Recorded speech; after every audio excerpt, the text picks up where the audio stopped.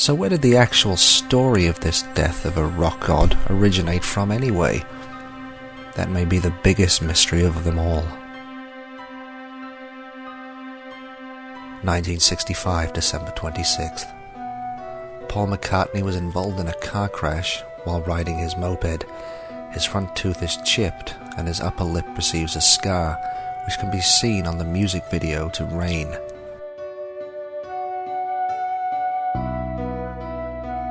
1966, March 4th.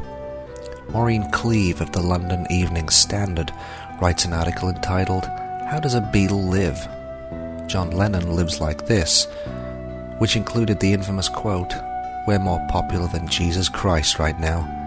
This created quite a controversy and a furor in this country, as you are obviously aware. Do you know that, John?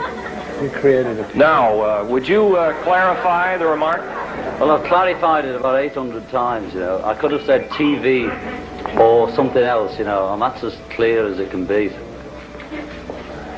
I just used Beatles because I know about them a bit more than TV. I could have said any number of things. Wouldn't have got as much publicity, though. Cleave's article mentions that Lennon had been reading about religion recently. Author Philip Norman confirms in his book, John Lennon, The Life, that Lennon had been deeply absorbed reading the novel The Passover Plot by Hugh J. Schonfield. This book played on the thesis that Jesus Christ planned miracles and faked his own crucifixion, using his disciples as unwitting accomplices to fulfill Old Testament prophecies and bring about a new religion. Robert Whittaker's photo session with the Beatles produces the infamous Butcher cover. 1966, May 30th. The Rain single is released. The song is one of the earliest examples of using backwards vocals in a popular recording.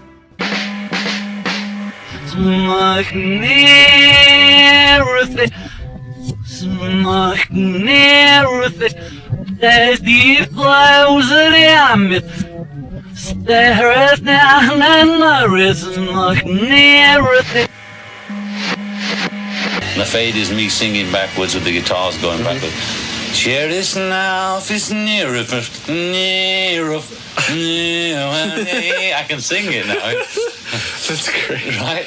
So, yeah, that was the start. That was a gift of God, that one, of Jah.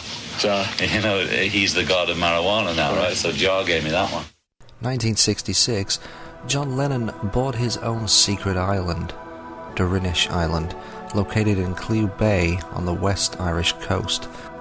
Perhaps this is somehow the inspiration behind the hidden phone number on the LP cover to Magical Mystery Tour. 1966, November 9th. John Lennon met Yoko Ono at John Dunbar's Indica Gallery. 1967, January 7th. Noted art gallery owner Robert Fraser and his personal assistant Mohammed Hajij met with Paul McCartney, Mick Jagger, Keith Richards and Brian Jones. The group left McCartney's Cavendish Avenue home for Richards' country mansion in Sussex to party. All but Hajij headed to the mansion in Jagger's car. Hajij followed in McCartney's custom black Mini Cooper, bringing along drugs for the gathering. He lost control of the car and crashed into a light pole on the M1. Injured but still able to move, Hajij left the wreck to ditch the drugs before the ambulance and police arrived at the scene.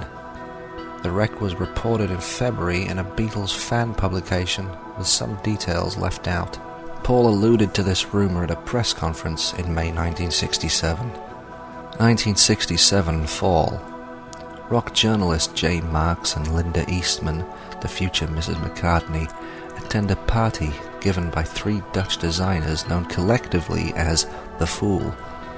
J. Marks recalled in an article he wrote later in 1969 that Linda was bemoaning that a chick like her didn't stand much of a chance with bachelor Paul McCartney because of his long-time romance with Jane Asher. Marks recalled that a party guest, who was also a friend of the Beatles, asked him and Linda if they knew that Paul had died the year before. That's just a double who's posing as Paul, so sales aren't hurt by the tragedy. Marks and Eastman were surprised at this revelation. Jane is going to help him out, the guest continued. The man she loves died last November. One day soon she'll announce a breakup. It's just a matter of keeping up appearances until the appropriate time. 1968, July 20th. Jane Asher appeared on BBC's D Time and revealed that she and Paul McCartney were no longer together. I haven't broken it off, but it is broken off. Finished, Jane said. I know it sounds corny, but we still see each other and love each other, but it hasn't worked out.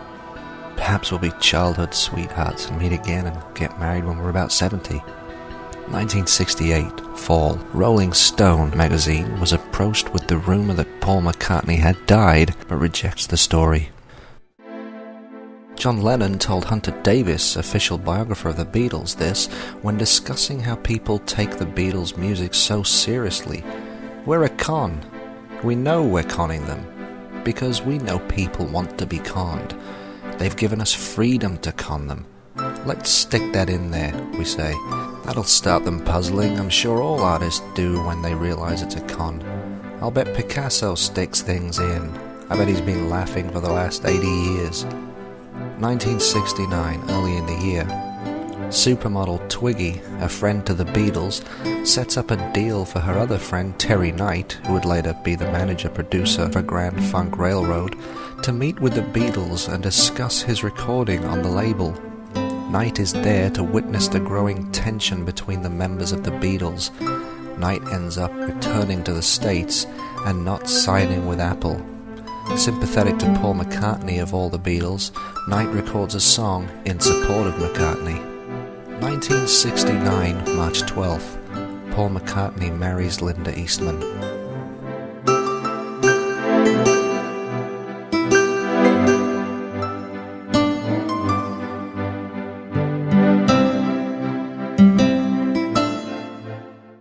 (1969) May 19th.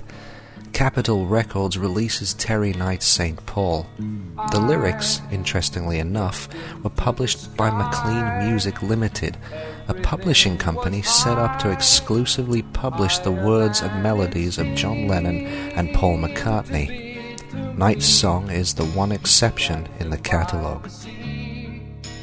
Thinking I was free, did I hear you call, or was I dreaming then, St. Paul?